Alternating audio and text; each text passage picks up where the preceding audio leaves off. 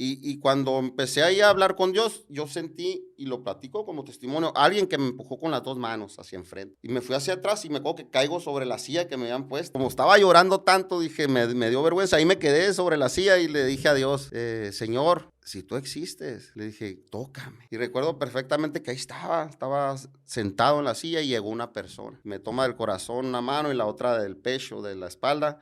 Y volteo y la veo y me dice, vengo a tocarte. Y vengo a decirte, me dijo, que ese espíritu de muerte, me dijo, Dios lo va a echar fuera. Más o menos cuando tenía 15 años, mi papá, mi padre con los que viví en ese momento, me acuerdo que me dijo, ¿sabes qué? Vamos a un terreno para allá para arriba del Alamito. Pues vamos, le dije. Acostumbraba mucho a ir con a ese terreno a regar las matas, etcétera, etcétera. Pero en ese día en especial yo sentía, dije, qué raro que mi papá me... Sentía algo ese día en especial, porque no fue nadie más que a mí me estaba invitando. Y resulta que cuando llegamos allá al Real del Alamito, ya cuando andamos regando el terreno, me manda a llamar. Ven para acá, me dijo, es que quiero platicar contigo. Ahí estando se queda serio y le decía, ¿qué quieres platicar, pa? Y en eso, Tato, que me dice, ¿sabes qué? Yo no soy tu papá. Y ahí fue algo, pues, que para mí fue algo muy fuerte. Y me hacía mucho daño ese niño. ¿Qué tipo de daño? Físico. ¿Cómo qué? Por ejemplo, quemarme con cigarro. ¿Llevaba cigarro a la escuela? Sí, llevaba escondidas, pegarme golpes. De esos golpes que te pegan de repente en el antebrazo, en la pierna, que esos que te dejan un moretón. ¿Y todo para qué? Para que le diera mi dinero que llevaba para el lonche. Yo soy Tato Valderrama y te doy las gracias por estar viendo nuestro podcast. Lo hemos hecho para ti. Espero de todo corazón poder sumarte, aportarte y cumplir la misión que Dios me dio: hacer crecer a las personas. Así que no olvides darle clic a la campanita para que nuestro canal te esté recordando cada vez que tenemos un episodio nuevo. No olvides dejarme tus comentarios y un like. Dios te bendiga. ¿Qué tal? Saludos a todos, yo soy Tato Valderrama y te doy la bienvenida a otro episodio más de nuestro podcast, donde tratamos temas de resiliencia, de superación, milagros, de esos. Yo creo que este podcast deberíamos de poner casos sin resolver o casos imposibles de resolver, ¿verdad? Porque, pues, imagínense, no sé si llevamos 80 episodios o más y, pues, hemos podido entrevistar a gentes que, híjole, la gente a veces ya no daba un peso por ellas, ¿verdad? Pero hace poco me grababa una historia para mi Instagram donde decía que Dios es especialista en agarrar lo perdido y transformarlo. Por ahí me decía un buen pastor, este servicio, decía, del domingo es para que la gente pase de la muerte a la vida.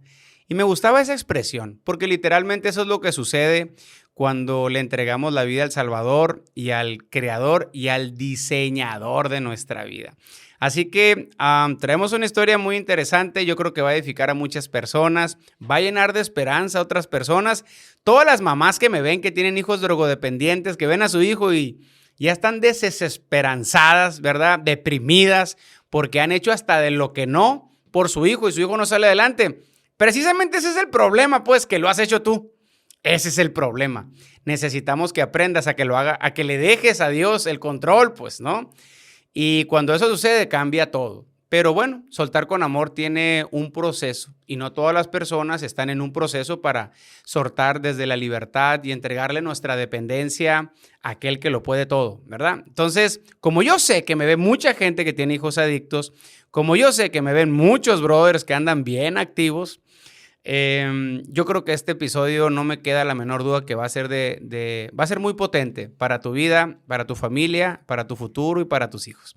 Así que, estimado Julio, andas bien nervioso, ¿verdad? Por la entrevista, ¿verdad? Sí, Tato, ¿cómo la ves? Aquí me dijo que ya se echó como 3 pastillas porque ya no aguanta. Así El es. nerviosismo. ¿Es tu primera vez que grabas tu testimonio, tu historia? Ante cámara, sí, es la primera vez y aquí andamos, Tato. Pues mira, ¿a dónde más has compartido tu experiencia? En iglesias, lo he compartido, también he ido a centros de rehabilitación a compartir mi testimonio, pero principalmente en la iglesia, ¿no?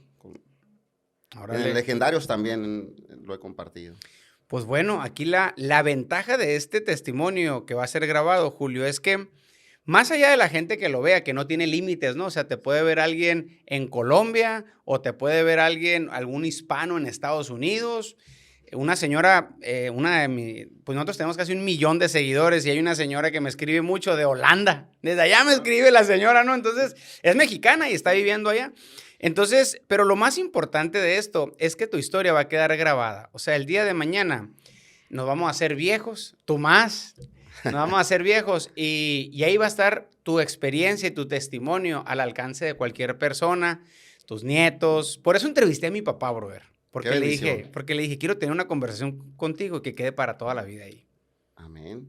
Entonces, eso es lo padre de tener una charla que quede ahí guardada en el mundo digital. ¿Cómo ves? Pues lo veo muy bien, Tato.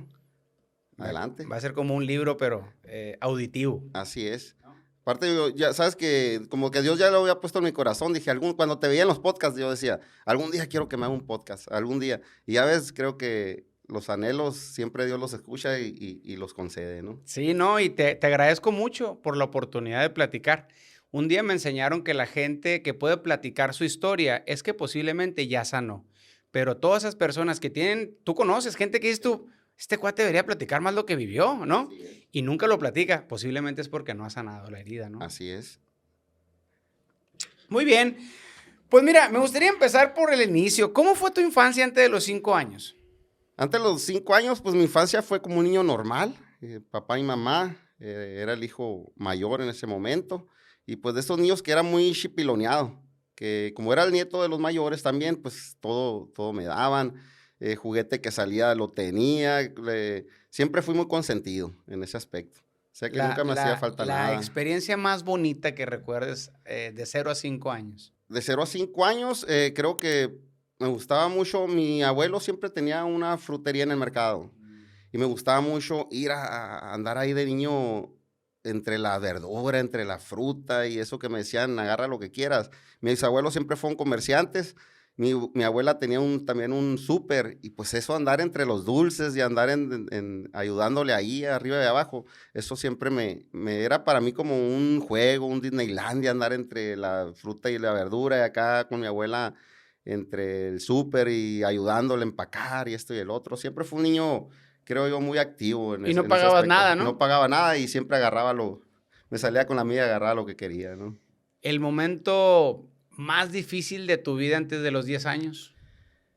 Sabes que cuando estaba en la primaria me consideraba un niño serio, en realidad tranquilo, no de altas calificaciones de 10, pero sí de un niño con buenas calificaciones, ¿no? Entonces, cuando estaba en 6º año, fíjate, Tato, que había un niño, siempre hay de esos niños que ahora le llaman como bullying, ¿no? De esos niños que siempre hacen daño a los demás niños. Y para mi mala suerte, en ese entonces había un niño que yo creo que esos niños que tenían como 14, 15 años en 6º, que ya habían repetido 3 o 4 veces, y me hacía mucho daño ese niño. ¿Qué tipo de daño? Físico. ¿Cómo qué? Como, por ejemplo, quemarme con cigarro. Ah, ¿llevaba cigarro a la escuela? Sí, llevaba a escondidas, como pegarme golpes. De esos golpes que te pegan de repente en el antebrazo, en la pierna, que esos que te dejan un moretón. ¿Y todo para qué? Para que le diera mi dinero que llevaba para el lonche. O sea, te quemaba así en la... Sí, había veces que saliendo de la escuela me quemaba y me decía, si no me traes mañana, vamos a poner 20 pesos, te vuelvo a quemar. Entonces fue creciendo, creo yo, ahí una especie como de temor en ese momento, todo lo que fue 6º de primaria, pero a la vez, cuando salgo de la primaria, empiezo a sentir como un odio. Y como un sentimiento de me voy a vengar. ¿Nunca te defendiste? No, siempre le tuve pavor a ese niño. Donde me lo encontraba me temblaban las piernas del miedo que me aterrorizaba verlo. Entonces, salgo de la primaria y lo primero que le digo a mi papá, ¿sabes qué? Voy a buscar un deporte que me ayude a defenderme para si me lo llego a encontrar, pues ahora sí no me voy a dejar, ¿no? Porque tenía pavor volvérmelo a encontrar en la calle. Pues entro a karate, aprendo karate, después entro a lucha y entro a taekwondo.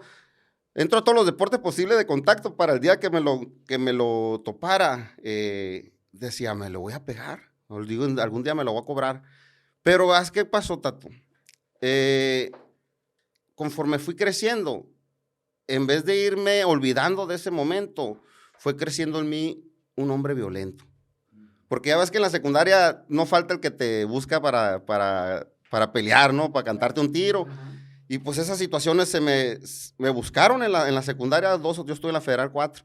Y algunas veces me buscaron para golpearme. Y pues yo creo que ese odio que yo ya sentía por él, cada vez que me peleaba, sentía como que le pegaba a ese niño, fíjate. Y eras bien sanguinario, man. Y sí, me volví una persona, me gustaba pelear.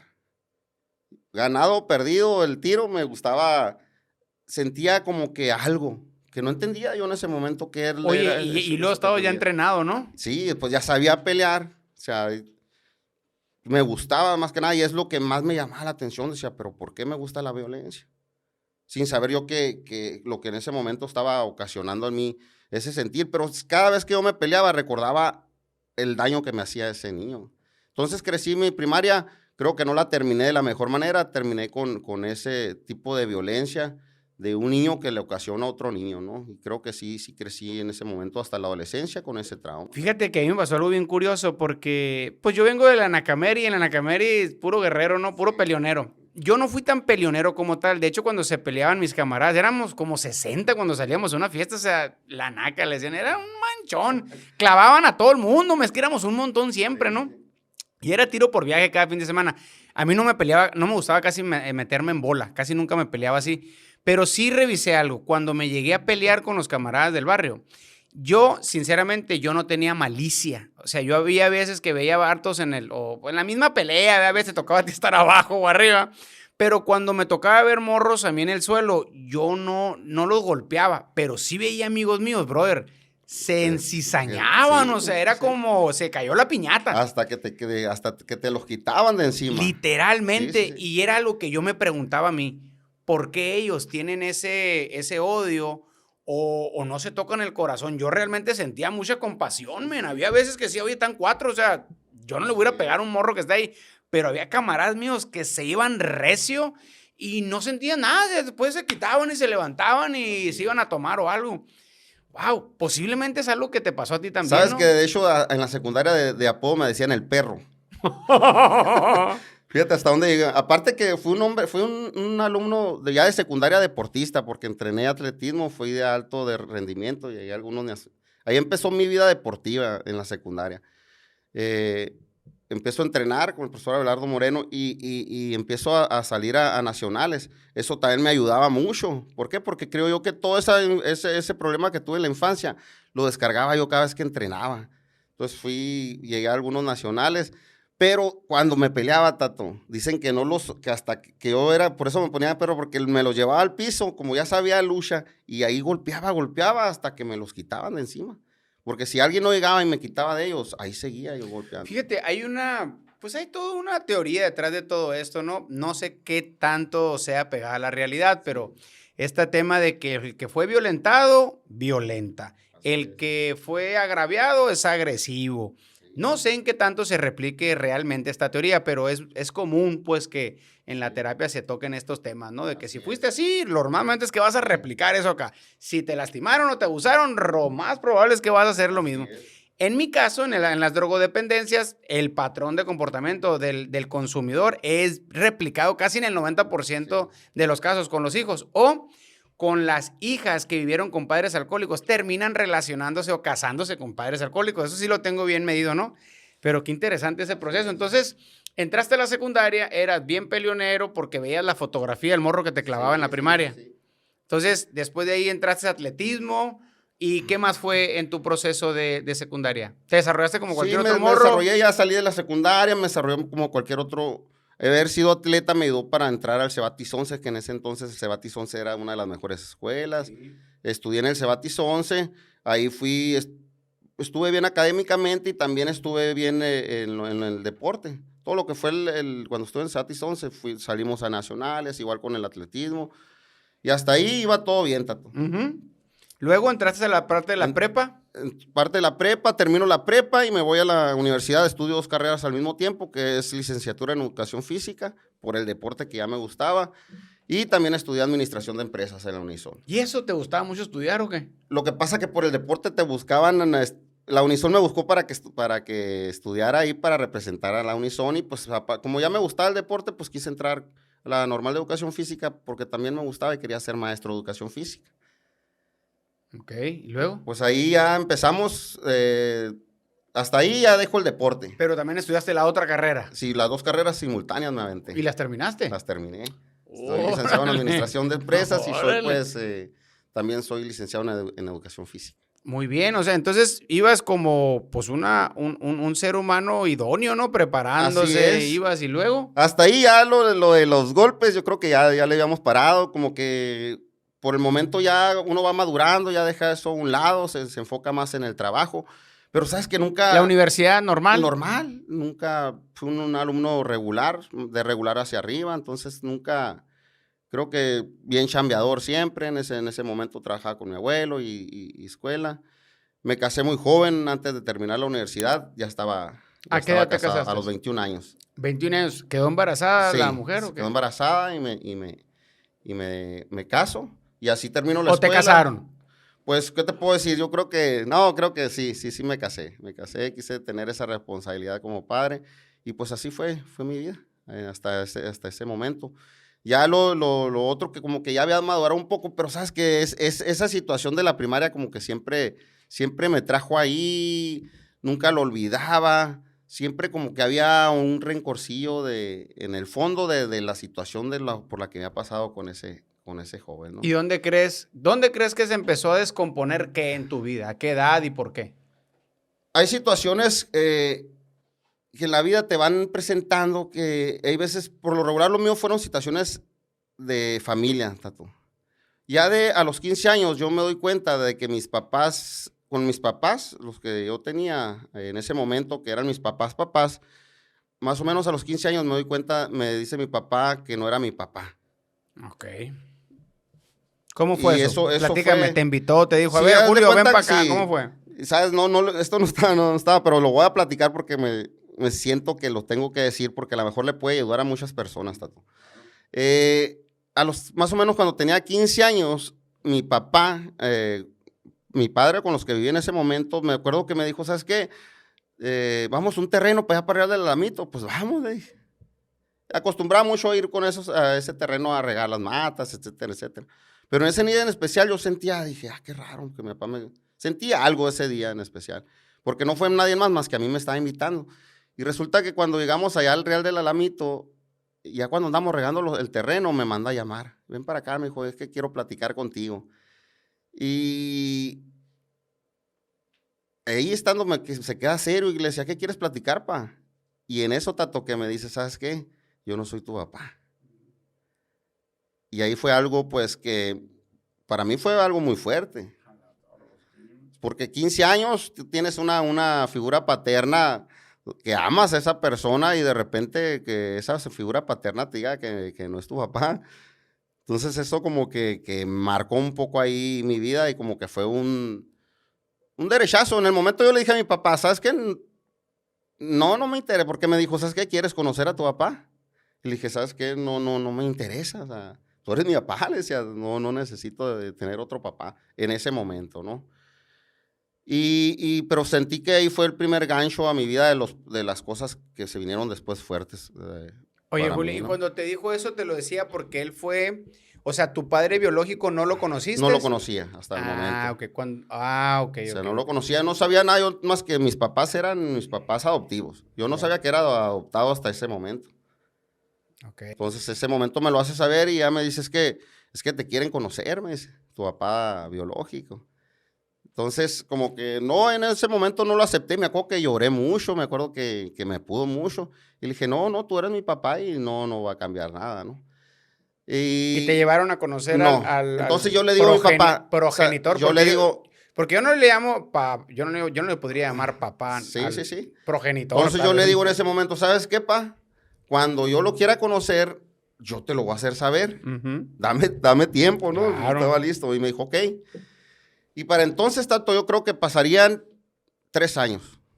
Pasaron 3 años, a los 18 años creo yo.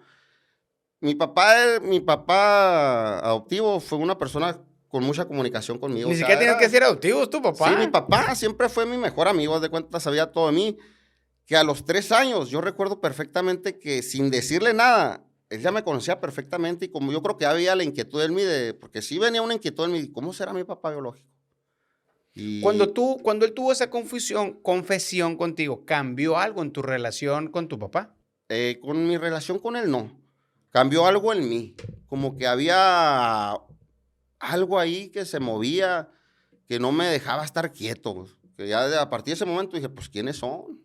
No, y te Sí, pregunto esto porque sí, mi hijo Aslan es nacido del corazón sí, y yo creo que va a vivir en un momento esa situación, sí, sí, ¿verdad? Puede que un día me diga a los 15 años, oye, porque él lo sabe, o sea, él sí, está sí, chiquito y le decimos que Luna nació de la panza y él nació del corazón. ok, Y los primeros que le tienen que decir eso somos nosotros, así antes de que se es, entere por otro lado. así Y es. yo creo que eso puede llegar, y es muy común en los niños que vienen de adopción, que ya sea que ellos quieren conocer a Así sus es. progenitores o a los padres biológicos, y es un tema ahí, ¿no? Es algo que, la verdad, Tato, a mí nunca me hizo falta el amor del padre. Eran unos padres tan amorosos. Ellos cuando me adoptaron no podían tener hijos. Y gracias a la adopción, pienso yo que Dios después los bendijo y pudieron tener a los años, ¿no? Pero por el momento yo era el hijo ahí, el principal, era el mayor y era, pues, ¿A qué edad te imagínate, adoptaron? ¿Recién nacido o qué hora? casi recién nacido. ¿Estabas en Nunacari, en el No, sistema? no, no, me adoptaron, la que me parió era hermana de mi mamá, pero yo no sabía. Entonces, Ok. a ella se lo entregó mi No se mamá. podía hacer cargo en ese Sí, sí, momento, sí, pues. sí, y me Órale. entregó con ellos. A los 5 años más o menos de edad ya fue cuando legalmente me adoptaron, ¿no? Entonces, te dijo es tu papá, la vida siguió, pero te quedaste con... Había algo que se empezó Había algo ahí, alguna Tato. comezón emocional Sí, sí, ahí que a sí. veces no te Entonces te dejaba digo, dar. ese día, me acuerdo que suena el teléfono en mi casa y alguien más contestó y le dicen a mi papá, te hablan por teléfono. Entonces recuerdo muy bien porque yo vi a mi papá cuando contestó el teléfono y le dijo, ahorita vamos. Y yo en mi ser por dentro decía, yo ya sabía, Tato, a dónde íbamos.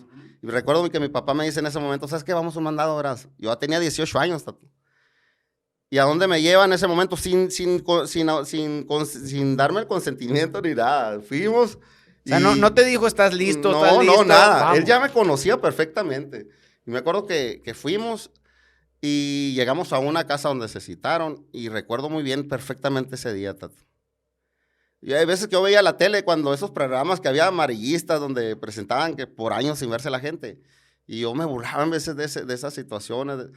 Pero ese día, Tato, donde tu padre, que toda la vida es el que amaste, el que te dio amor, que te presente a tu otro papá, fue algo, para mí, creo que fueron de los días que marcaron más mi vida. Porque 3 hombres diciéndole un padre al otro padre, presentándote a tu padre biológico, creo que nunca había visto yo llorar a mi papá. Y por primera vez creo que ahí lo vi llorar, cuando me lo presentó, cuando me dio el abrazo el señor, mi papá biológico. ¿Qué sentiste? No te voy a mentir, Tato, la sangre es sangre. Sí se sintió algo ahí. Sentí algo afectivo, sí se siente. Es la sangre, como le digo. Pero, como se lo dije en ese momento a mi papá, o sea, el amor que tú me has dado, o sea, era en ese momento irrestituible por nadie. Y recuerdo muy bien las palabras que le dijo mi papá a ese señor. Le dijo, tengo miedo que en estos 18 años usted venga, le dijo, y me robe el amor que yo le tengo a este chamaco. Y eso me marcó mucho. Y él con todo respeto también le contestó, no, ¿cómo crees, señor? Yo no vengo a ocupar el lugar de nadie. Y respetó pero fue algo muy íntimo y creo que a los 3 en ese momento nos marcó de ¿Cómo se por vida. despidieron ese día? Mi papá nos dejó ahí, dijo, ¿sabes qué? Yo me voy a retirar, le dijo, para que platiquen y se conozcan. Y recuerdo muy bien, como te digo, nunca había visto llorar a mi papá, ese día lo vi llorar y nos deja ahí, nos deja platicando y pues ya hubo un poco más de acercamiento con él, ¿no?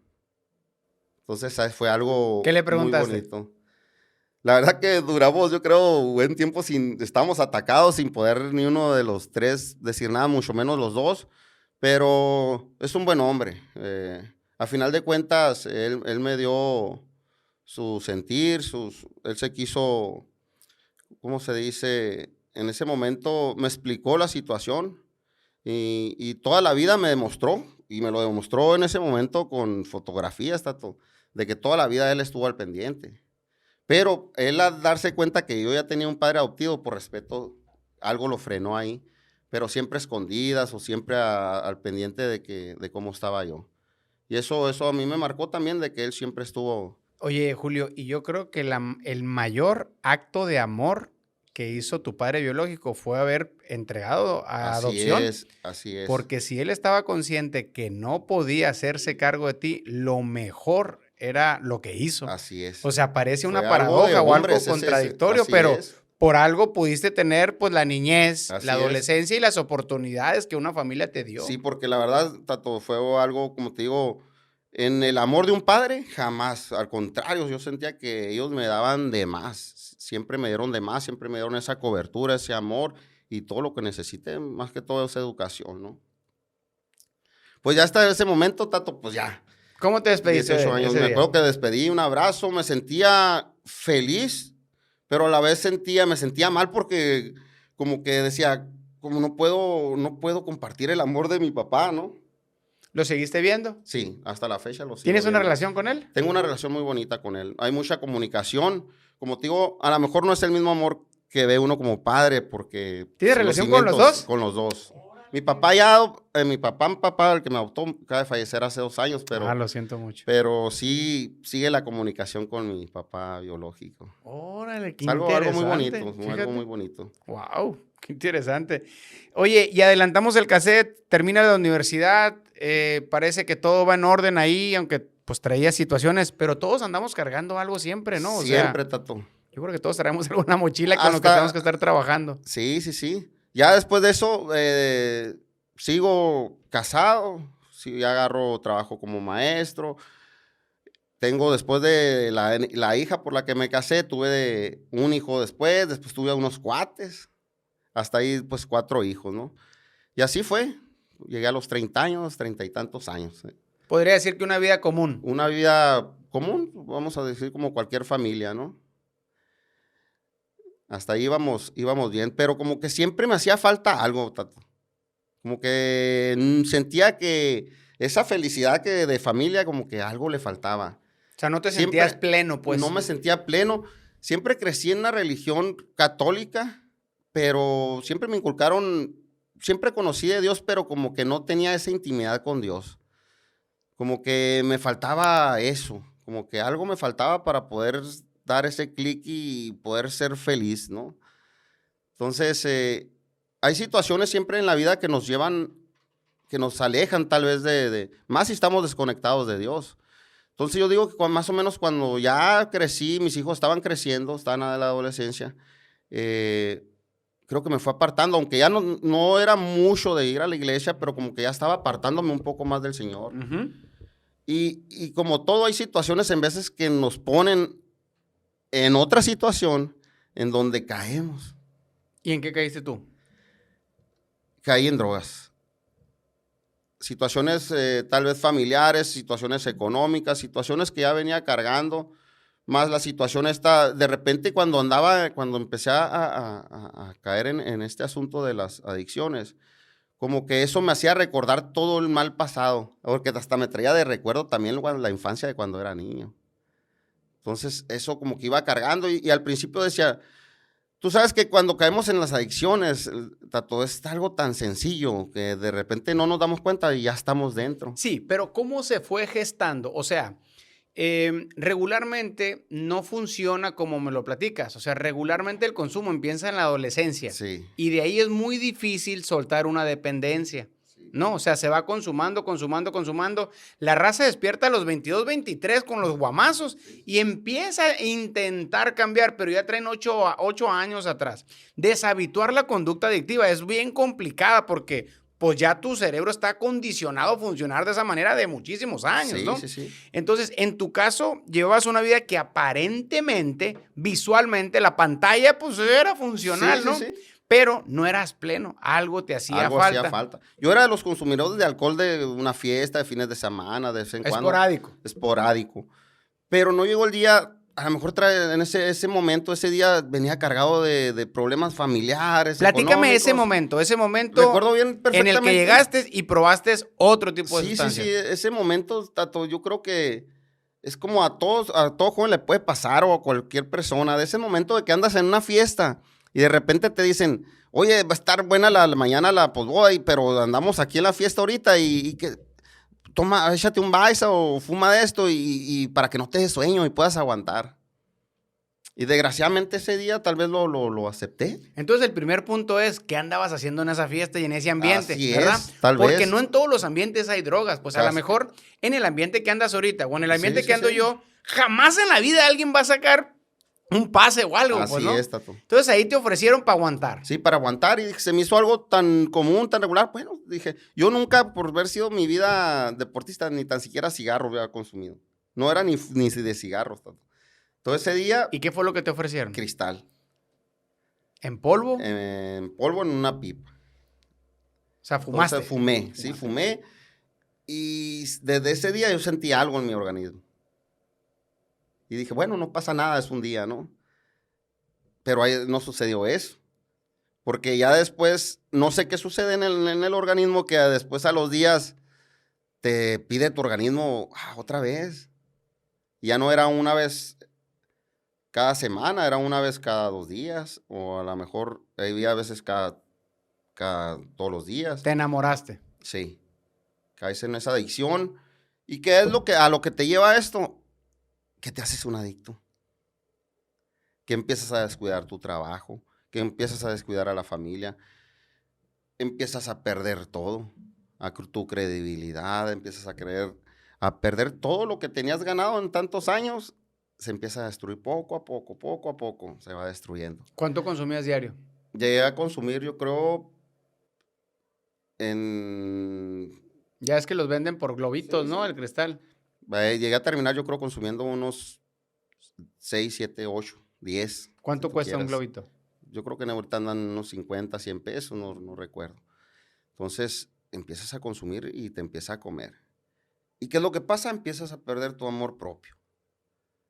Ese hombre que tú has formado, ese amor propio se va destruyendo.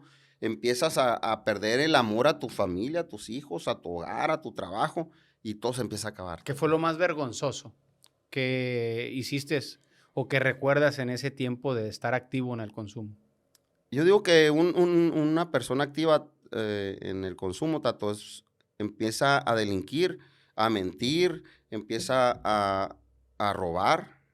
Empezaste a robar. A robar, todo eso. sí, se empieza a acabar el dinero y qué es lo que hay Una que persona hacer. con 2 títulos, Sí, con familia, con trabajo, se revuelca en el cristal y así empiezas es. a robar. Pierdes todo, Tato, y a robar, y no nomás a robar, andas deambulando, como quien dice en la calle, a ver a quién le pides para seguir consumiendo.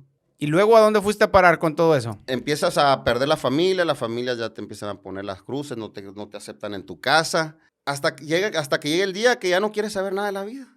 Piensas que ya nada tiene solución y empiezas a perderle el amor propio y como te digo, llega el día donde tú ya decides quitarte la vida. Y ese día llegó para mí. ¿Cómo fue? Ya venían... Después de 2... He platicado con mucha gente que consume metanfetamina y es común que escuchen voces, Sí. delirios, y todas las voces les dicen Creo encaminado yo que a eso, ¿no? creo yo, Tato, que ya deliraba, yo ya no, como que pierdes ya la noción de la vida y llega el momento que donde dices ya no tiene sentido seguir viviendo. Creo que lo mejor ya es irme, no te da miedo hacer eso. Yo para entonces, Tato, ya conseguido una 38, ni conocía de pistola. Un amigo mío me la consiguió y la compré y ahí la tenía guardada. ¿Cuánto te costó? En ese entonces me costó 2,500 pesos. Entonces, recuerdo bien a la casa de mi mamá y yo ya tenía todo perfectamente bien organizado. Dije, hoy va a ser el día. No tenía los tiros, Tato. No tenía los tiros, había que conseguirlos. Y recuerdo muy bien que me dieron una ubicación ahí en la colonia Santa Isabel y dijeron, ahí está esta persona, ahí te lo va a conseguir, vete para allá. Y me acuerdo muy bien que le quité el carro a mi papá y me arranco. Era un domingo. Y yo ya para entonces ya no, pues imagínate, uno ya pierde el amor propio, ¿tú crees que Dios tampoco existía tal vez para mí? Pues ahí te voy a la colonia Santa Isabel y rumbo a ese lugar, yo ya iba listo, iba preparado, yo ya había quedado, ya me había citado para llegar a hacer la compra esa. Eran unos tiros por droga. Yo iba a la mañana a cambiar los tiros. Ujú. Y resulta que rumbo a ese lugar, Tato, se me apaga el carro. Se me apaga el carro ya. Te estoy hablando 2 o 3 calles antes de llegar al lugar donde iba. Entonces yo siempre he dicho, los planes de Dios son perfectos. En ese momento yo estaba muy desconectado de la religión, de Dios y de todo, ¿no? Y recuerdo cuando se me para el carro, me bajo como todas personas que abres el cofre y a ver qué trae y le daba y nada y pensando que era gasolina. Es gasolina, dije. Enfrente donde se me para el carro, Tato, así enfrente a unos metros, estaba una iglesia. Yo no sabía que era iglesia en ese momento, pero escuchaba que cantaban, que estaban la oración. Y recuerdo bien que mientras yo andaba buscando a ver cómo encendía el carro, algo me decía, algo me llamaba hacia aquel lugar. Y recuerdo perfectamente que fuera de esa iglesia estaban 2 botes de basura. Entonces, para entonces dije, es gasolina. Me cruzo hacia la iglesia para ver si encontraba un bote para irme caminando a la gasolinera a buscar gasolina. Y entre más me acercaba a la iglesia, empecé a sudar y empecé a llorar. Y decía, qué raro. Entonces estaba la alabanza ahí. Yo no sabía que era una alabanza en ese momento. Pero algo me decía, entra. Algo me llamaba para ese lugar. Entonces me acuerdo perfectamente que ese día dejo de buscar en la basura el recipiente para ir a la gasolinera y entro. Y desde que entré a la iglesia, Tato, empecé a sudar un llanto que yo tenía, yo creo, años sin llorar. Un llanto que yo no me explicaba como por qué estaba llorando. Y recuerdo perfectamente bien que sentí algo, la presencia, algo sobrenatural, una presencia de Dios sobre mí, que aproveché el momento. Y dije, esto es Dios. Y le dije al Señor, me acuerdo que todos estaban parados en la iglesia, yo me quedé hasta atrás, me daba vergüenza porque estaba llorando. Y yo no me di cuenta, Tato, que alguien me puso una silla atrás de mí. Y cuando empecé ahí a hablar con Dios, yo sentí, y lo platico como testimonio, alguien que me empujó con las 2 manos hacia enfrente. Y me fui hacia atrás y me acuerdo que caigo sobre la silla que me habían puesto. Entonces, como estaba llorando tanto, dije, me dio vergüenza. Ahí me quedé sobre la silla y le dije a Dios, Señor, si tú existes, le dije, tócame. Y recuerdo perfectamente que ahí estaba sentado en la silla y llegó una persona. Me toma del corazón una mano y la otra del pecho, de la espalda, y volteo y la veo y me dice, vengo a tocarte. Y vengo a decirte, me dijo, que ese espíritu de muerte, me dijo, Dios lo va a echar fuera. Y recuerdo, fue todo lo que me dijo y se fue esa persona. Y me acuerdo que ahí sentí como cuando te derraman un balde de agua encima y un llanto muy fuerte. Y yo sabía que algo había sucedido porque cuando me pusieron las manos, sentí una brasa en mi corazón, sentí algo que atravesó ahí. Y yo no entendía lo que pasaba en ese momento. Y recuerdo que ya salgo, acaba de cantar y me voy, muy despichadito. Salgo caminando, no me quedo, me voy porque me sentía raro, me sentía mal. Y me voy caminando hasta mi casa. El carro ni tan siquiera me acordé en ese momento del carro. Lo dejé tirado ahí. Y me acuerdo que llego a mi casa de mis papás, y le digo, dejé en tal lugar el carro. Mi papá fue por el carro, ¿y sabes qué sucedió, Tato? A la primera encendió. Pues ahí fue mi primer encuentro con Dios. La primera vez que, después de varios años, que sentía esa paz que no entiende uno qué estaba sucediendo.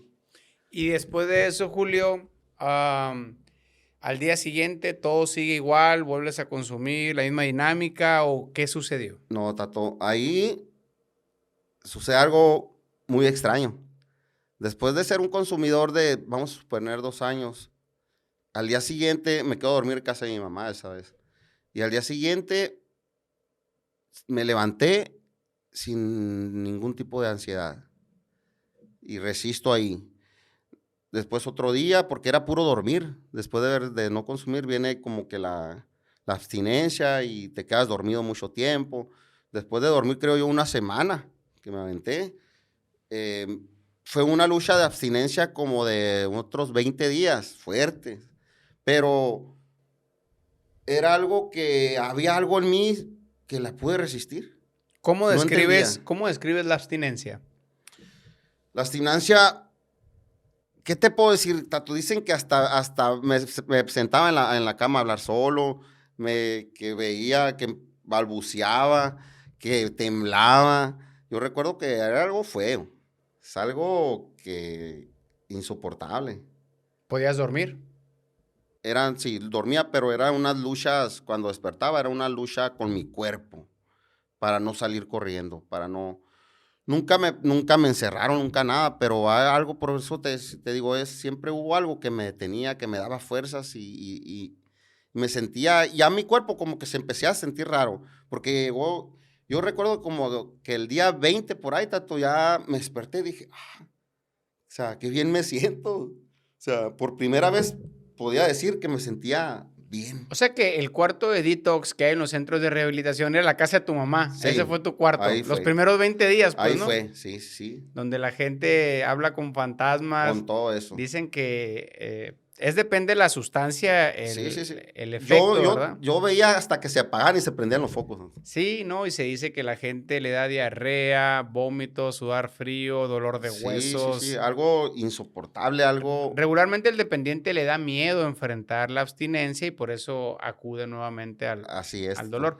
Al final de cuentas, la abstinencia, ¿qué es? Es el proceso de duelo por la pérdida Por de la un pérdida. placer adictivo. Así es. ¿No? Y Sí, es sí. literalmente vivir un duelo. Es un duelo y un duelo que te lleva, yo creo, a experimentar tu cuerpo a un extremo de dolor, es un sentir. Es una pelea contra la carne. Carne muy fuerte, que no se la deseo a nadie. Es una porque guerra, es ¿no? una guerra. El que logra soportar esa guerra pues, es verdaderamente Sí, de hecho, un guerrero, ¿eh? yo me he internado 3 veces en centros de rehabilitación sin nunca haber probado las drogas. Y los cuartos de detox están siempre llenos de vigilantes, de hasta enfermeros, porque es la etapa durísima donde la gente tiene que estar muy al pendiente del usuario que está resistiendo el embate. Por ejemplo, se sabe que los alcohólicos, hay veces que les tienen que dar hasta una pachita porque se les puede tener el corazón, men, en esa misma Sí, es algo taquicardia que les da es algo por el muy consumo. fuerte.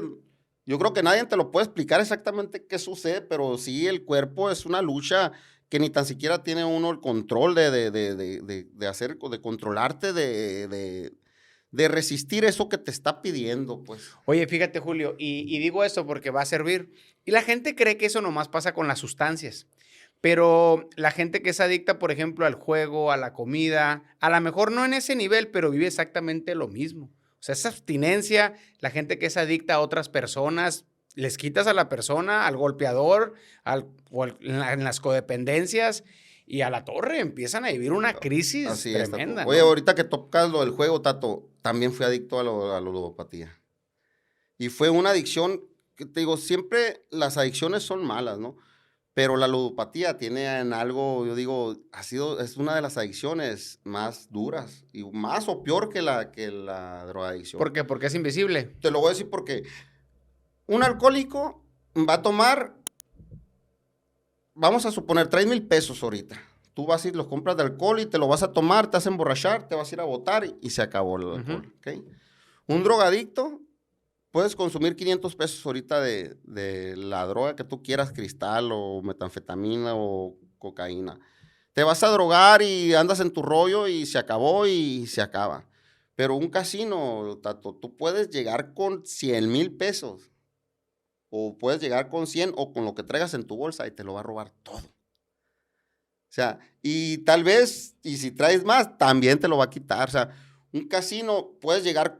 Vamos a suponer, vendes tu casa ahorita, Tato, y te vas con ese dinero al casino, lo vas a perder todo. No, o sea, para que me entiendas, la droga te va a dar el efecto y hasta ahí.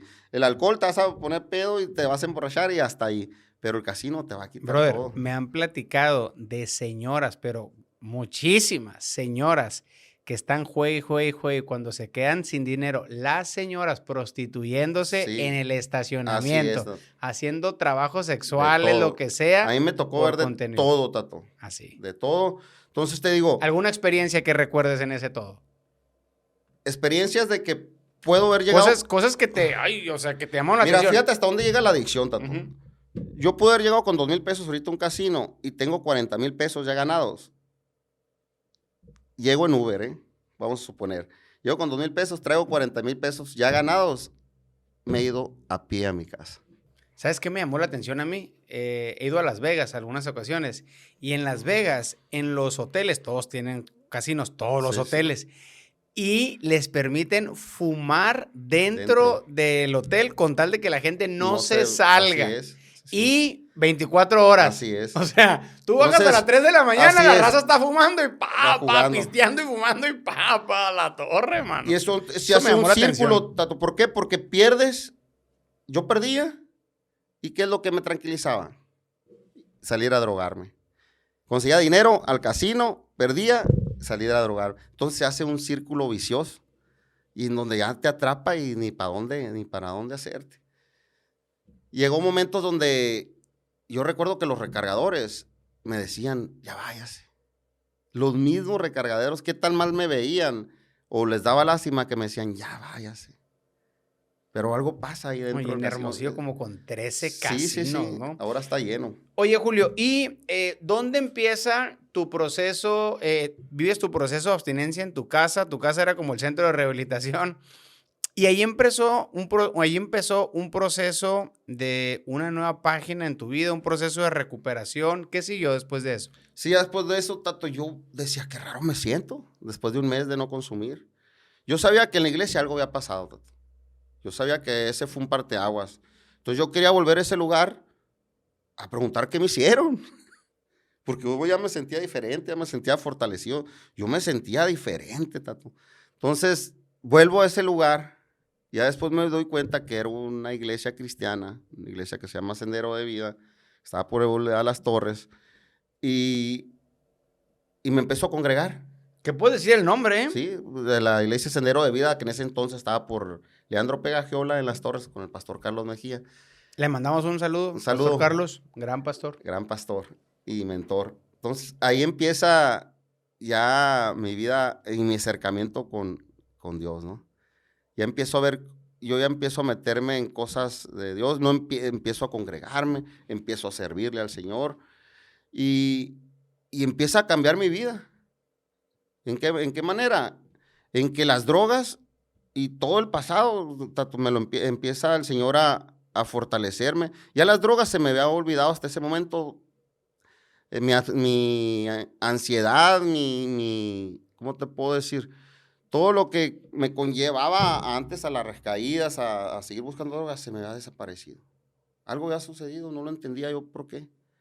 Pero siempre había, no te voy a decir que no, había momentos de crisis donde sí me daban ganas de volver a consumir.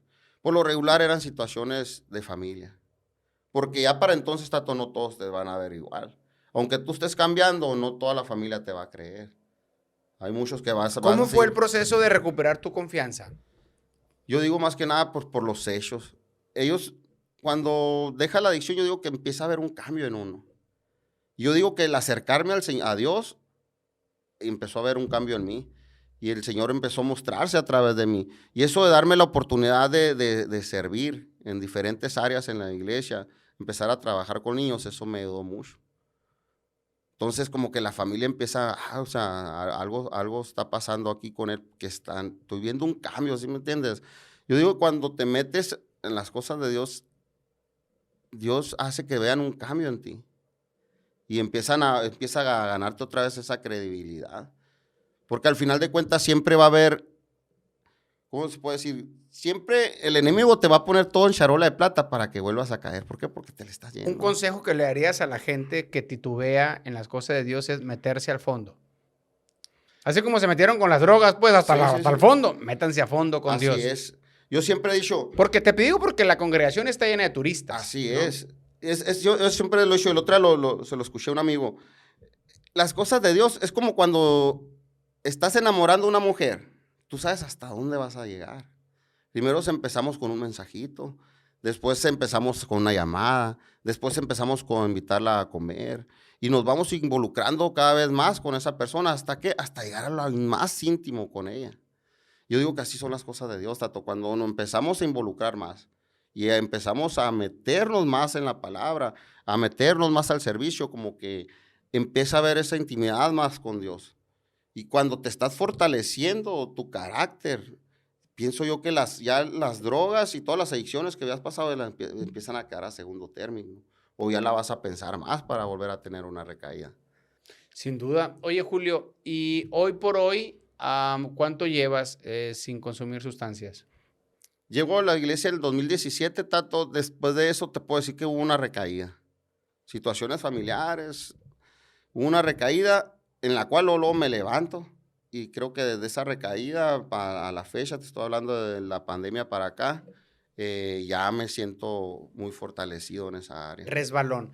Recaída es cuando el usuario consume y no regresa al proceso de recuperación. Okay. Resbalón es cuando consume y se reincorpora y vuelve al proceso de recuperación. Sí, como que no lo reaccioné y dije, esto no es, me va a hacer daño y me levanto. Sí, interpretamos, ¿no?, por recaída cuando la persona consume, está en un proceso de recuperación, consume y abandona la actividad de recuperarse. Así es.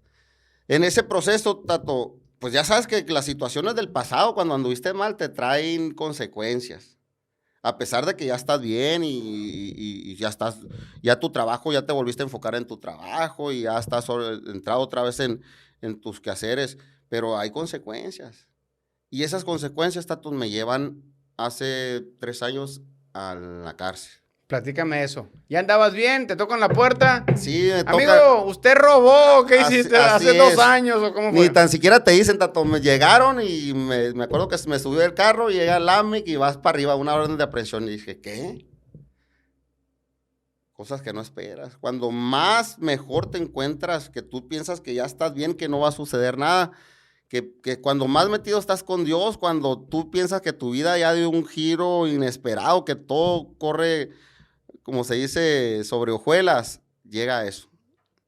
Y no nomás llega casi para Año Nuevo, un 28 de diciembre. ¡Pum! ¿Sobre qué fuera el delito que se Era un delito sobre violencia. Ok. Entonces yo no entendía una demanda que te Una demanda anterior que pues, apenas estaba corriendo, ¿no? Ya me habían andado buscando. Y no lo entendía porque yo decía, Señor, pues ahora que más te sirvo, ahora que estoy contigo, ahora que estoy tan metido en la iglesia, estoy enseñándole a los niños, estoy en legendarios, estoy con migrantes, tenía varios ministerios a la vez y ahora que más estoy, Señor, caigo. Pero siempre, Tato, hay un propósito cuando estamos metidos. Y quiero decirle esto a las madres de familia que nunca pierdan la fe con sus hijos. Siempre Dios tiene el control de toda la vida. Pues caigo al cerezo, pues imagínate. Imagínate cuando mejor estás, cuando más preparado te sentías, cuando estabas bien en tu trabajo, con tu familia, ya había planes para pasar Año Nuevo juntos, por primera vez algo bien y de repente llega el enemigo, llega esta situación y te la destruye. Pero te voy a platicar esto. Pues ya estando ahí en el cerezo, pues no la pasa nada bien. Platícame el primer día. Imagínate el primer día con 50, 100, no sé cuántos éramos ahí, de todo tipo de personajes, ¿no? Lo primero que te ofrecen, ya sabes, es la droga. ¿Cómo te ofrecen? Ya la faz. Llegan ahí y es lo que gusta. Así como si fuera un restaurante. Sí, como un restaurante así. O como cuando vas a un supermercado que te dan para probar así, para que desgustes. Aquí está, ¿qué quieres? A la mesa todo servido en charola de plata, ¿no? Entonces, eso para mí empezó a ser una lucha. ¿Por qué? Porque el pasado me lo estaban trayendo otra vez al presente. Y de repente la situación ahí adentro no es fácil. Y de repente empiezas a sentirte otra vez como en el pasado, empiezas a sentirte solo, empiezas a sentirte vacío. ¿Qué estoy haciendo aquí? Para eso estaba haciendo todas las cosas bien. Y te pregunta la raza, Julio, ¿por qué llegaste? ¿Por qué llegaste? Inmediatamente en cuanto llegas. ¿Por qué caíste, compa, de volada? Sí, de volada. Ahí te identifican y te ponen. Entonces, hay situaciones que no entiendes.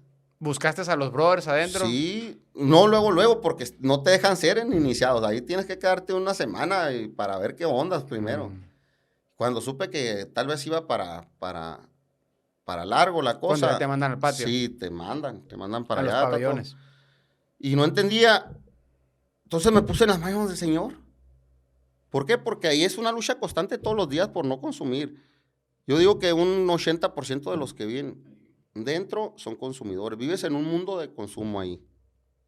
¿Qué era lo más fácil? Nadie me ve. Consumir. ¿Qué era lo más fácil para sentirte bien? Consumir. Entonces esa lucha constante de no hacerlo fue algo muy fuerte. Me meto en la presencia de Dios. Yo creo que nunca tanto había sentido tanto la presencia de Dios como ahí adentro.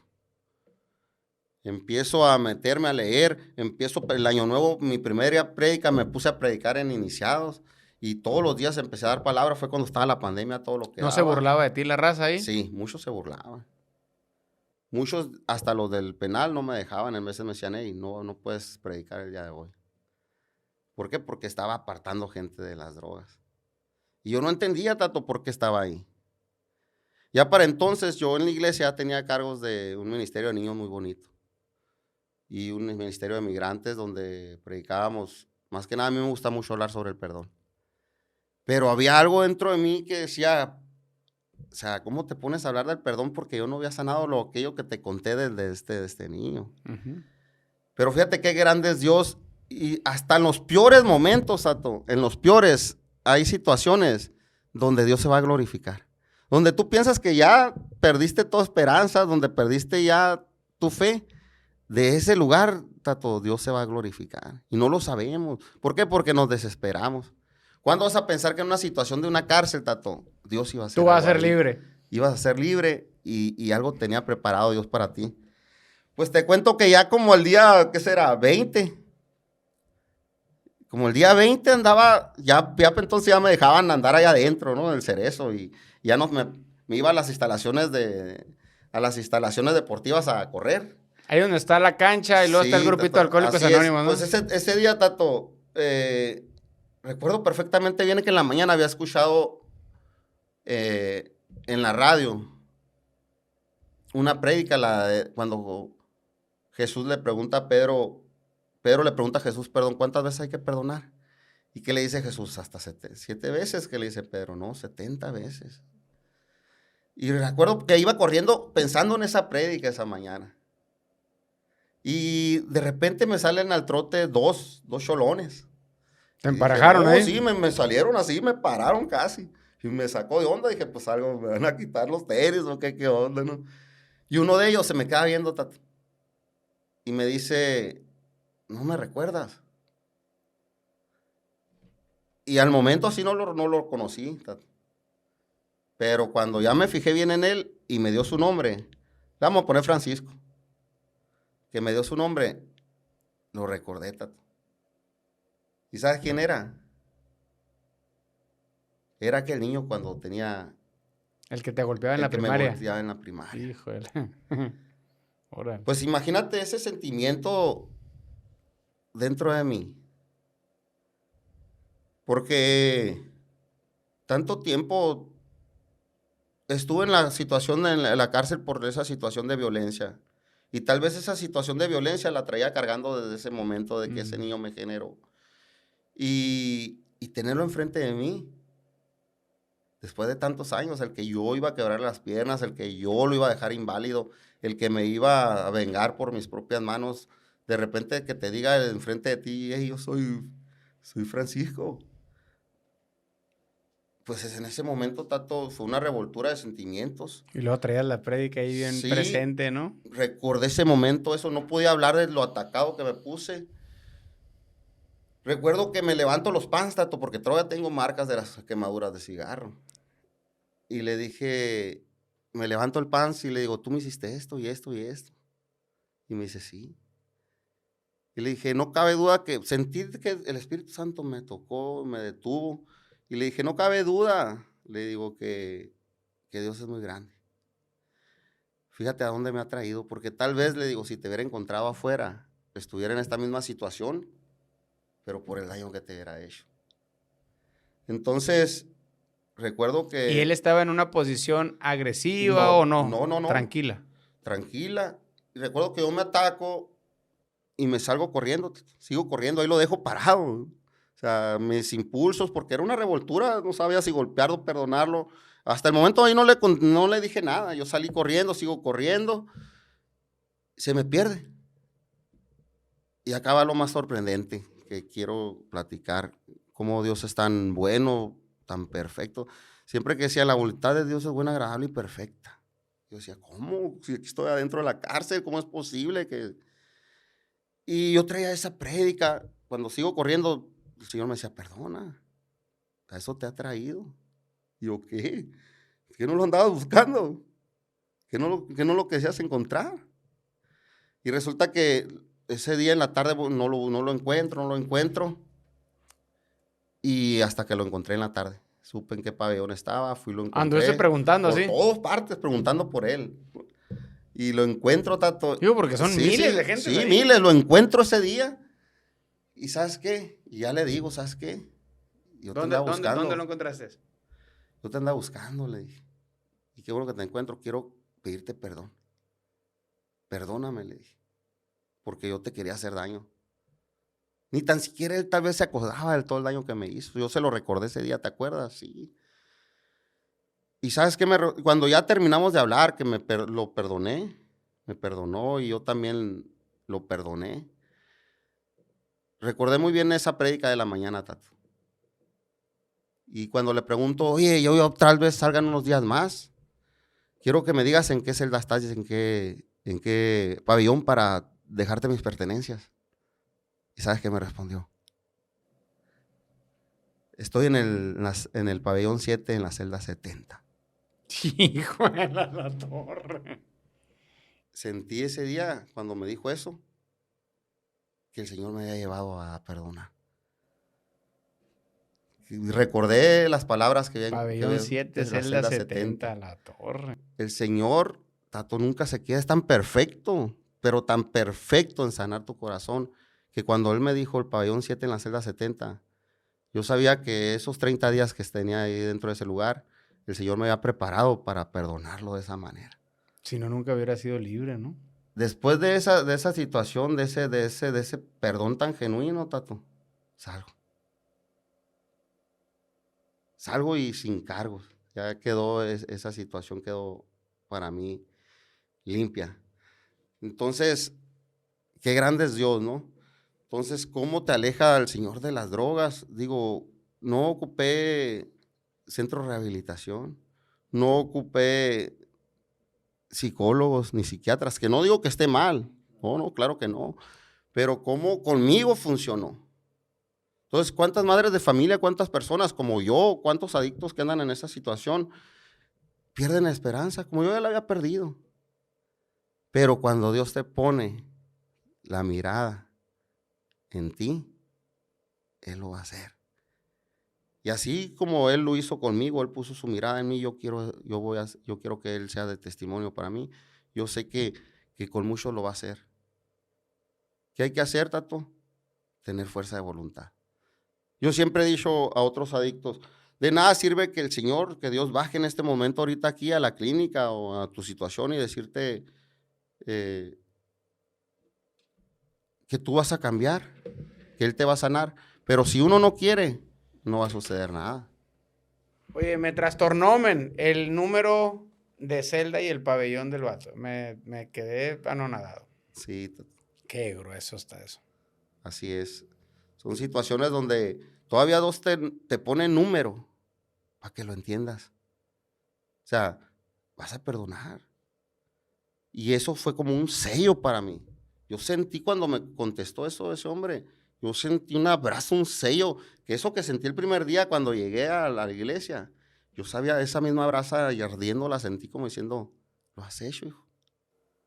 Y es que es algo Y tan... poderle decir, Tato, cuando me despedí de ese hombre, te amo, fue algo de hombres. Claro. O sea, poderle decir yo te amo a ti, al que te traía por 20 y tantos, 30 años entrado de que te voy a lastimar y terminar diciéndole te amo y darte mis pertenencias, solamente lo hace Dios a través de uno. Fuera de eso no se puede. Entonces son cosas maravillosas que dice uno, ¿cómo suceden? Solamente lo hace Dios. Entonces, Fíjate, y te digo, yo veo ese tipo de cosas en personas que, no necesariamente en personas que acuden a un lugar religioso, que es muy bueno, todos debemos de pertenecer, creo yo, a la comunidad de fe, pero más que nada Dios ve el corazón, Dios ve el corazón. Y cuando Dios ve un corazón genuino, un corazón entristecido o arrepentido o con ganas de buscarlo, hasta Dios se revela de una manera tan tangible, así ¿no? es. Sí, sí, sí. Ahora que me veo, después de haber andado vagueando en las calles, sin rumbo, porque había veces que cuando anda loco, uno anda mal, lo único que es caminar, caminar, y hay veces que te desconectas del mundo y ya caminas por inercia y a donde el mundo te lleve.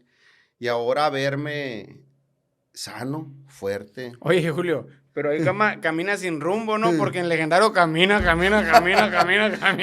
pero con ese, rumbo, ¿no? sí, Pero sí, ahí pero ese es otro tema, pero ahí hay un propósito, ¿no? Pero que ahora que te sientas fuerte y que dices, bueno, o sea, Dios existe, que te regresas al trabajo, que tienes a tus hijos de vuelta, que hay una buena comunicación con la madre de mis hijos, que ahora te buscan para ir a predicar acá, dar un consejo por allá, eso dice uno, bueno, eso lo hace solamente Dios. Que le regresas esa esperanza a las madres de familia donde ya han perdido toda esperanza con sus hijos. Déjenme decirte que se puede. Y a lo mismo que lo hizo conmigo, también lo puede hacer con su hijo. No pierdan la fe. Dicen que la oración de una madre es poderosa ante Dios. Entonces, yo agradezco las oraciones de mi madre, agradezco a las oraciones de ella, porque yo sé que la madre siempre va a orar por un hijo. Independientemente en los pasos que ande, siempre va a estar ahí la oración de la madre. Y eso yo digo que también Dios la escuchó y al final Dios cumple los anhelos del corazón. Y yo siempre digo que Dios siempre va a cumplir los anhelos del corazón de una madre, porque una madre es, ante los ojos de Dios, es lo más valioso para los hijos. Entonces, ánimo. Tremendo, Julio. Muchas gracias. Oye, brother, para finalizar, ¿cómo fue el proceso? Dime qué es Legendarios para ti, ¿en qué te ha ayudado a ti? ¿Qué es lo que has visto en el proceso de Legendarios? Yo viví el programa, también soy un legendario, pero platícame algo, un resumen de lo que es Legendarios y lo que la gente puede esperar en Legendarios. Ir a Tato Legendarios para mí ha sido un parteaguas en mi vida. Yo lo hice, el primer evento que yo fui fue en el 2019, hace 6 años. A Guatemala nos fuimos un equipo de aquí. Yo cuando fui todavía andaba titubeando, no me sentía tan fortalecido para no volver a recaer en una adicción. Y yo decía, porque en ese entonces el evento se llamaba Reto Extremo de Carácter. Que sigue siendo un reto extremo de carácter. Entonces decía, yo voy a fortalecer mi carácter para no volver a recaer. Y de hecho, ¿qué aprendes de Legendarios? Eso, a fortalecer tu carácter. Porque hay situaciones que te pone ese evento, esas montañas donde vamos, donde te forjan como verdadero hombre. ¿Por qué? Porque pierdes principalmente la comodidad. ¿Qué otra? Pierdes los tiempos, la comodidad. ¿Y a qué nos orilla eso? Que todos los hombres, Tato, ocupamos que Dios nos lleve a ese extremo.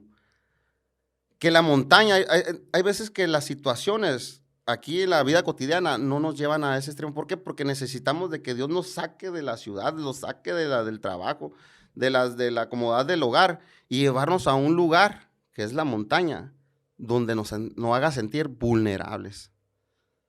¿Y qué es sentirnos vulnerables? De que tus compañeros con los que caminas en ese momento en la montaña, los veas y que no te puedan ayudar.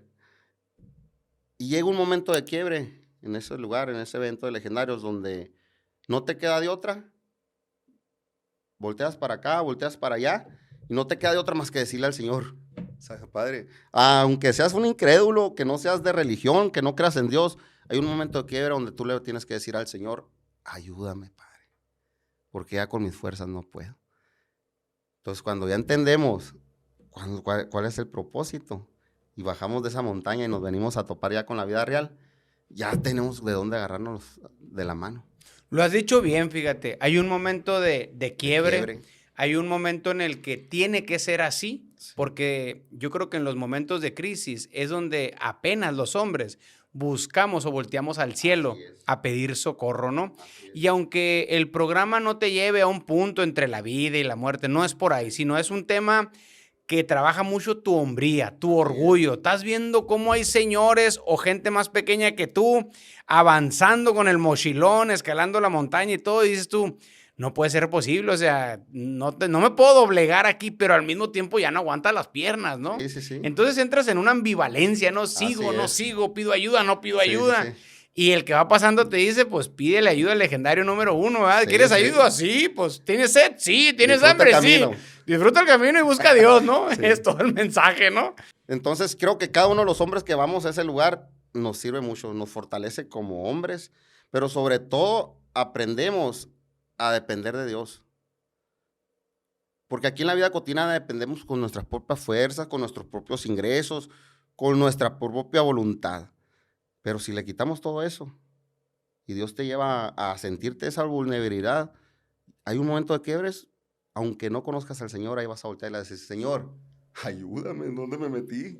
Sí, fíjate, y si bien pues no se puede platicar los detalles de esa vivencia, pero sí es una experiencia que marca la diferencia. Yo le digo a mis amigos, no, sobre todo los que son brothers, les digo, legendarios es como en un checklist del hombre cristiano, tiene que ser como una palomita. Así Lo tienes es. que vivir, le digo, porque no hay nada que se asimile a eso, ¿no? Así es. Y para la gente que no, a lo mejor que no tenga una relación con Dios, pues bueno, lo va a formar Así espiritual, es. va a conocer su espíritu ahí, Así es. ¿no? O sea, va a ser un tema de reforzar, de regresar su hombría al creador de su vida. Hay veces que los que vamos ahí no nos damos cuenta de lo que somos capaces hasta que estamos ahí, Tato. Eso es verdad. Ni tan siquiera te das cuenta de tu potencial, hasta dónde tienes tus fuerzas para alcanzar un objetivo. De eso yo me di cuenta, fíjate, Entonces, regularmente, permíteme, a veces te das por vencido muy rápido. sí. Y Legendarios te ayuda a recuperar una autoestima, Así de es. decir, oye, si yo pude con eso, no, brother, puedo con Puedo lo que con mucho sea, más. ¿no? Sí, exactamente. Entonces, es un gran evento. A todos los hombres están cordialmente invitados. Hacemos uno aquí en Sonora, ya el próximo ahora lo tenemos en puerta, ya el 27 de marzo. En las redes sociales es Traxi Marrón. No, es Legendario Sonora. Legendario Ahí nos Sonora. pueden buscar. Para toda la Sí. gente que se quiere inscribir, nada más son hombres, ¿no? Nada más son hombres. Uno por ahí me decía, oye, pero no hay para... era un cuate homosexual, ¿no? Yo estaba platicando con él y lo invité. Y me dijo, y no hay para mí. No, este es el tuyo, le Así dije. es. Este es el tuyo, me dijo. Le dije, no, este es el tuyo. Y no quise entrar en detalles, ¿no? Pero ahí lo ando convenciendo. Entonces, Legendario Sonora en redes sociales para Así es. todos los que se quieren inscribir y vivir una gran experiencia. Lo recomienda Julio, yo lo recomiendo, yo también lo viví. Y la verdad que es algo muy bonito, muy padre. Forjas una hermandad. Es una experiencia que la verdad vale la pena vivir. Así es. Entonces, están cordialmente invitados. Estamos como Legendario Sonora. Tenemos nuestro próximo evento ahora el 27 de marzo, que es la próxima semana ya. Y el siguiente es el 5 de septiembre. A ese yo creo que voy. Nosotros estamos listos para adentro y pues ahí Dios nos va a llevar de nivel en nivel y pues ya se está incrementando cada vez que vamos a ese lugar. Se están jalando otras iglesias. Y lo que más bonito de esto, Tato, que en este evento que vamos y el anterior ha ido gente que no es ni tan siquiera de ninguna religión. Y entonces ahí es lo más bonito que vayan y tengan ese encuentro personal por primera vez con Dios.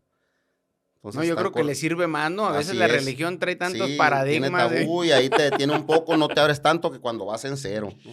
Oye, Julio, para finalizar, ¿qué sigue para tu vida? ¿Cuáles son tus sueños? ¿Cómo te visualizas? Me visualizo, Tato, creciendo un poco más en la fe. Gracias a Dios, gracias a todo lo que he hecho por la iglesia y siempre la obediencia más que nada me ha llevado a eventos de legendarios. He andado viajando en algunos de los eventos. Me gusta mucho trabajar con niños. Tengo el ministerio de niños ahí en la iglesia Sendero de Vida. Tiene un centro comunitario donde damos el fin de semana palabra. Estábamos con el tema de los migrantes, también dábamos palabra a migrantes y le damos alimentos. Y pues seguir trabajando para el reino y seguir dando testimonio a los jóvenes que se puede salir de las drogas. No hay que esperar a que Dios nos llame, Tato. Yo decía, hay veces que nos falta andar en las adicciones, es difícil. Y yo siempre digo, cuando veo a un drogadicto, digo, está sufriendo, porque es un sufrimiento andar en las adicciones. Entonces, pero que no pierdan la esperanza. Y se lo digo a los jóvenes, mientras ellos tengan en su mente que algún día se va a acabar y van a poder dejar eso, Dios va a hacer el resto. Claro que se ocupa una dosis. sí, una dosis pequeñita, ya con eso tienes para que Dios actúe ahí. Porque Dios siempre va a estar ahí para ayudarte, para tomarte de tu mano, pero es cuestión de que tú digas, Señor, ayúdame. Julio, muy interesante tu historia, la verdad que muy inspiradora y sobre Gracias, todo Tato. yo me quedo con eso, ¿no? Yo me quedo con la parte de que Dios ve el corazón de la gente. Así es. Dios ve el corazón de la gente. Mira, te comparto algo. Yo duré 8 años como voluntario en centros de rehabilitación y llegó un momento en que dejé de asistir porque me harté de ver gente que no le veía futuro y que yo pensaba que mi servicio no servía para nada. O sea, gente que recayó, lo veía todos los días. Entonces llegó un momento en que me enojé con Dios y le dije, ¿para qué voy? Sí. O sea, ¿para qué? Yo voy ahí y yo veo cómo la gente de rodillas, con lágrimas en sus ojos, reciben al Espíritu Santo, pero no los veo libres.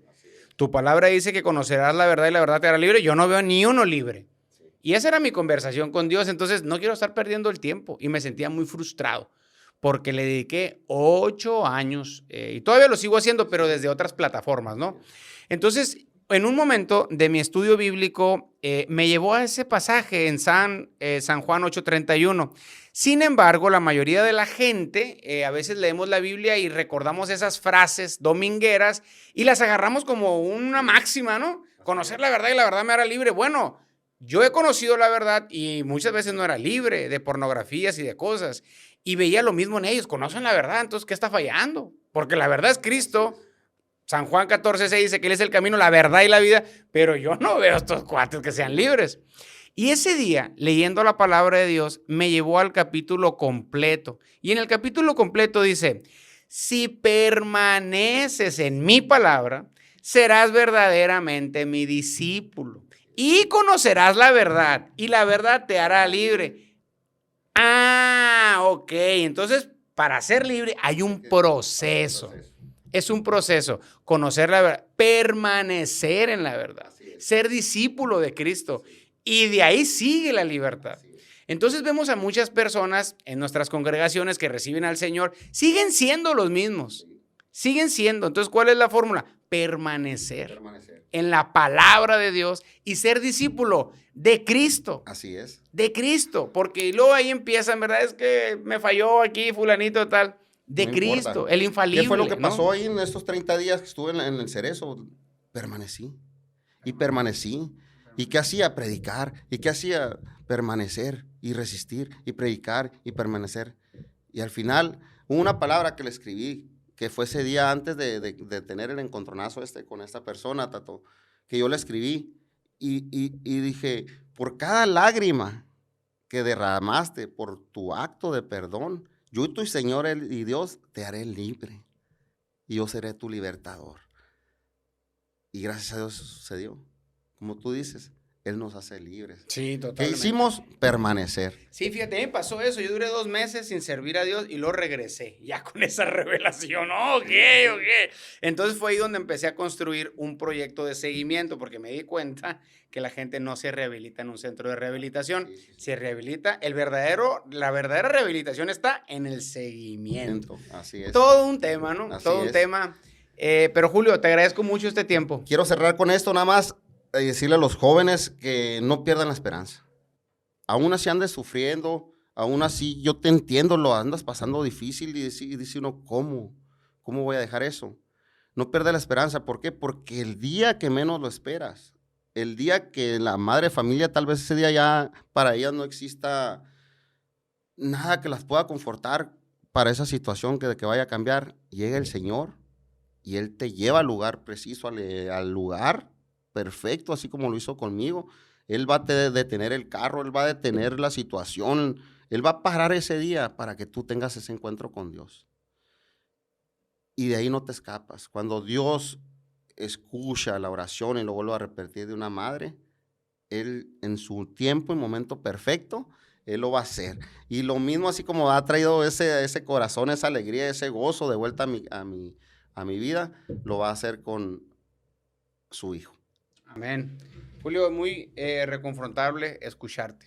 Muchas gracias, Tato. Muchas gracias por la invitación. Como te digo, eso es otro sueño cumplido para mí, haber estado en Y ahora no te puedo callar, mira, no querías hablar al principio. Estoy terminando el podcast en de media hora y no te lugar. calles. Y pues no cae duda que las cosas, Dios es tan perfecto, nos puso en el camino, nos encontramos y pues aquí estamos, ¿no? Nada es coincidencia, Nada es fíjate. coincidencia. Íbamos en ese avión, nomás nosotros íbamos a ese evento de ahí. Así es. Fíjate. Y ahí salió. Así es.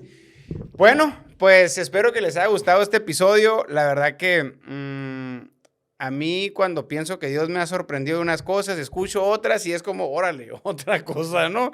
Cuando uno piensa que lo ha visto todo, siempre hay algo nuevo porque ayer mi hija me decía, bueno, me hace esas preguntas que nadie las puede contestar, ¿verdad?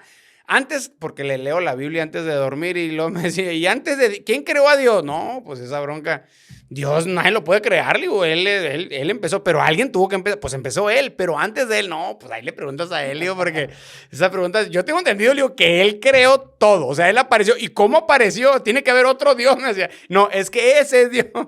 Nunca lo vas a entender, le dije, porque nuestra mentalidad tiene un límite, le digo, o sea, no somos infinitos, nuestra mentalidad es finita, le digo, ¿verdad?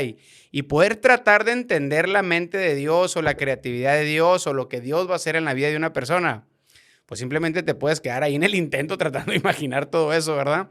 Entonces, pues bueno, yo creo que esta ha sido una muy bonita experiencia. Compártelo, participa, déjanos un comentario y muévelo en tus grupos de WhatsApp. Nunca se sabe, ¿eh? Nunca se sabe quién puede ver un testimonio, una historia, y eso es lo que está necesitando Dios. Dios se mueve a través de las personas y muchas veces la voz de Dios te la va a dar alguien que ni te imaginas. Lo puedes escuchar en una canción, en un mensaje, en un texto, en un lugar religioso o en tu casa, o no sabes dónde, pero de que Dios está buscando a su creación para que se conviertan en hijos de Dios, eso es un absoluto. Así que yo soy Tato Valderrama. Aquí vamos a seguir hasta que la prevención sea una materia escolar. Saludos.